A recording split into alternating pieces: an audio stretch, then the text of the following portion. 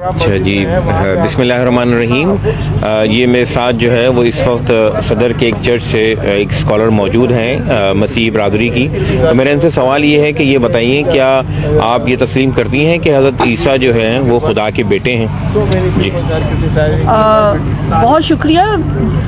یسوع مسیح کے 99 ٹائٹلز بائبل مقدس میں استعمال ہوئے ہیں، ان میں سے ایک ٹائٹل خدا کا بیٹا بھی ہے، لیکن اس سے جو عام فہم لوگوں نے تشریح کر دی ہے کہ خدا نخواستہ اللہ تعالیٰ کی شادی ہوئی اور اس کی بیوی اور اس سے بیٹا پیدا ہوا۔ بائبل مقدس جس کو توریت، زبور، صحائف انبیاء، اناجیل کہا جاتا ہے، 66 کتابوں پہ مشتمل ہے۔ کہیں ایک حوالہ تاریخ میں بتا دیں یا کلام مقدس میں بتا دیں کہ خدا کی شادی کا ذکر ہو۔ خدا روح ہے اور روح کی شادی نہیں ہو سکتی، اور ہم شرک کریں گے، ہم نعوذ باللہ بیوقوف لوگ ہیں کہ ہم خدا کی شادی ٹھہرائیں گے۔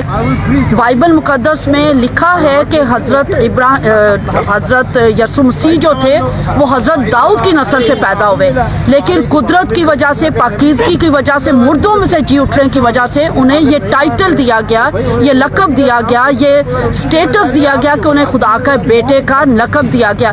آپ جب حج پہ جاتے ہیں، اگلے دن سارے اخبارات بھرے ہوتے ہیں کہ اس سال 30 لاکھ فرزندان توحید نے فریضہ حج ادا کیا۔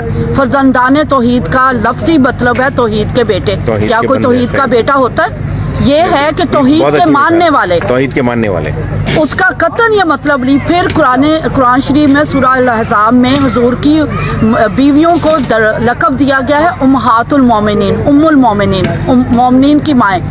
ان کو یہ رتبہ دیا گیا، ان کو یہ لقب دیا گیا، اس کا قطعاً تعلق شادی سے نہیں ہے۔ اور جب جیزس کرائسٹ کو ہم خدا کا بیٹا کہتے ہیں تو ان کی قدرت، وہ مردوں کو زندہ کرتے تھے، اندھوں کو وہ آنکھیں دیتے تھے، لنگڑوں کو چلاتے تھے۔ ان کی اس قدرت، جو خدائی قدرت ان کے اندر خدا تھی، خدا نے ٹھہرائی ہوئی تھی، جس کے سبب سے انہیں یہ ایک لقب دے دیا گیا۔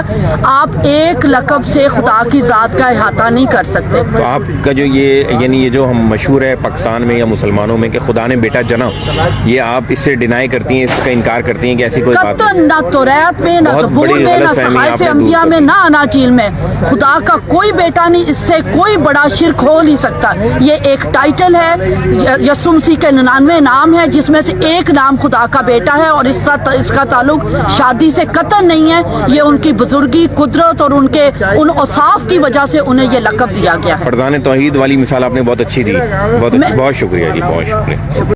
دیکھیں محترمہ، فرزندان توحید سے مراد معاذ اللہ ثم معاذ اللہ توحید کے بیٹے نہیں ہیں، بلکہ اس سے مراد ہے توحید پرست، توحید کے ماننے والے، اور اس سے توحید کی نفی نہیں ہوتی، بلکہ اس کا معنی بنتا ہے اللہ تعالیٰ کو ایک ماننے والا، اللہ تعالیٰ کی توحید بیان کرنے والا، اللہ تعالیٰ کی بارگاہ میں سجدے کرنے والا، اللہ تعالیٰ کی بارگاہ میں جھکنے والا، اللہ تعالیٰ کی بارگاہ میں رکوع کرنے والے کو توحید پرست کہتے ہیں۔ لیکن یہود کے لیے، عیسائیوں کے لیے جو اللہ تعالیٰ نے کلام فرمایا ہے وہ قرآن مجید کی آیت ہے۔ آپ اس آیت کا کیا جواب دیں گے؟ سورہ التوبہ میں ارشاد فرمایا، آیت نمبر 30 میں ارشاد فرمایا اللہ تعالیٰ نے، وقالت اليہود عزیر ابن اللہ وقالت النصارى المسیح ابن اللہ، اور یہودیوں نے کہا کہ عزیر اللہ کا بیٹا ہے، اور عیسائیوں نے کہا کہ مسیح اللہ کا بیٹا ہے۔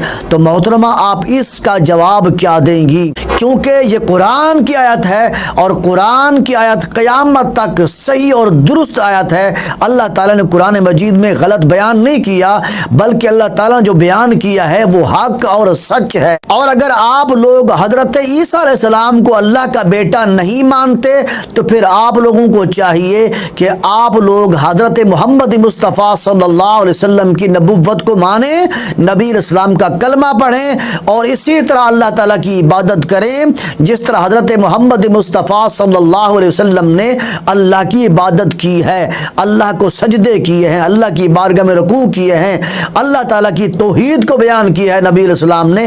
پھر آپ لوگوں کو چاہیے کہ آپ لوگ بھی حضرت محمد مصطفیٰ صلی اللہ علیہ وسلم کی ذات پر ایمان لائیں اور اللہ تعالیٰ کی آخری کتاب جو قرآن مجید ہے اس کو پڑھیں، اس پر عمل کریں۔ اور جس طرح اللہ تعالیٰ نے حضرت عیسیٰ علیہ السلام کے متعلق قرآن مجید میں کئی مقام پہ فرمایا ہے کہ عیسیٰ علیہ السلام اللہ تعالیٰ کے پیغمبر ہیں، اللہ تعالیٰ کے نبی ہیں، اللہ تعالیٰ کے بندے ہیں، تو آپ لوگوں کو چاہیے کہ آپ لوگ بھی حضرت عیسیٰ علیہ السلام کو اسی طرح مانیں جس طرح اللہ تعالیٰ نے قرآن مجید میں حضرت عیسیٰ علیہ السلام کے متعلق ارشادات فرمائے ہیں۔